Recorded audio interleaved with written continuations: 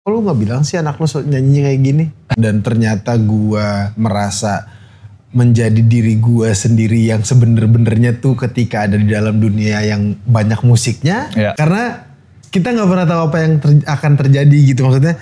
Jadi selalu prepare for the worst case scenario misalnya. Welcome to Front Row, gue CJ. Hari ini gue bersama Teddy Aditya. He's a musician dan gue pengen ngobrol-ngobrol sedikit mengenai si Teddy Aditya. Kalau gue denger-denger sebelum karir lu pursue karir musik ini, sebelumnya lu atlet ya? Iya. Atlet apa tuh? Tenis. Lapangan. Oke.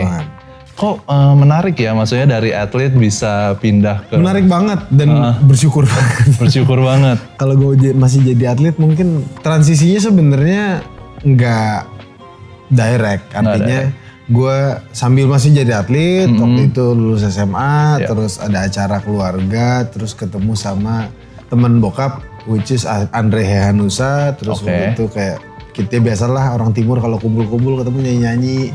Terus gue nyanyi, terus Om Andre bilang ke bokap, kok lu gak bilang sih anak lu nyanyi kayak gini?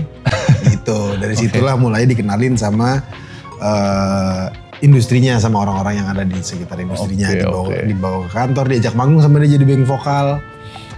Tapi masih jadi atlet juga waktu itu. Masih kompetisi aktif masih kompetisi, cuman setelah udah kenal sama dunia musik karena emang sebenarnya dari dulu suka lebih sering ngeband daripada latihan. Oh gitu, oke. Itu pas tahun berapa tuh? Itu 2008. 2008. Oke.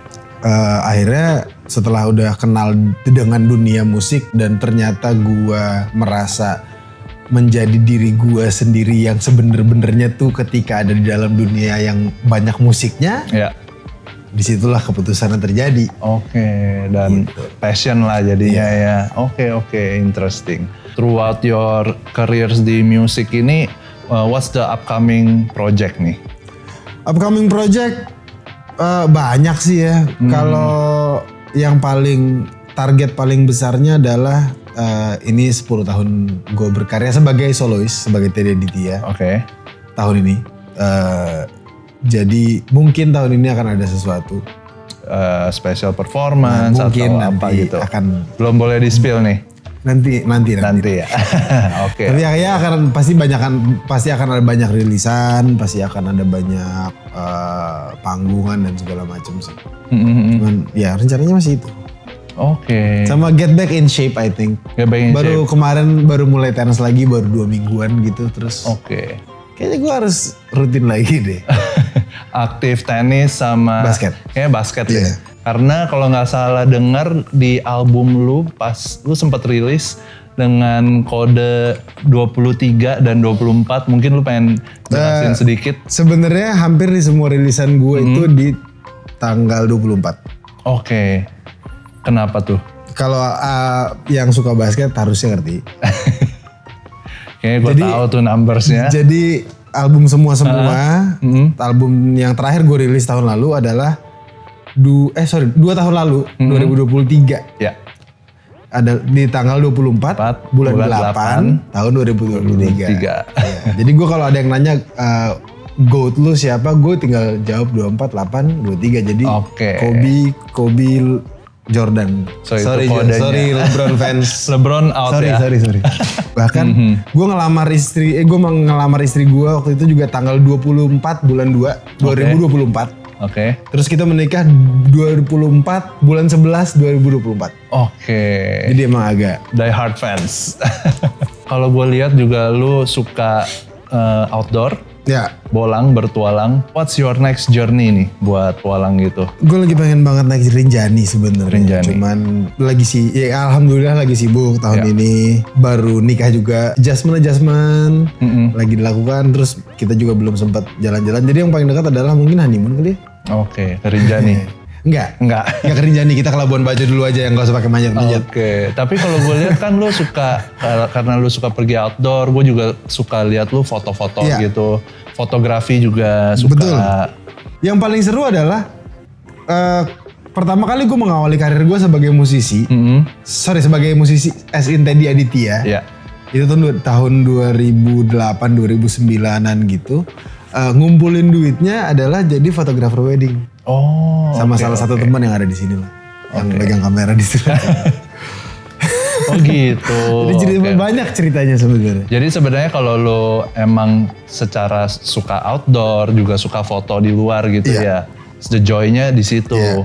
Oke, terus kalau mungkin lo ada fashion tips atau buat orang yang kalau mau outdoor tuh. Outdoornya apa dulu nih? Tips. Outdoornya naik gunung atau kayak maksudnya naik gunung as in hiking atau trekking atau ke pantai. Kan outdoornya beda-beda.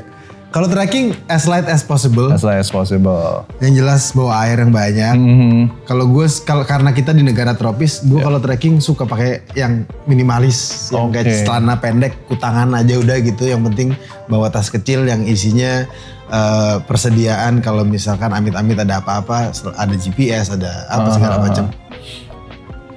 Udah kalau trekking ya. Cuman kalau naik gunung sih kalau gue bisa bawa lemari gue sih, gue akan bawa lemari gue.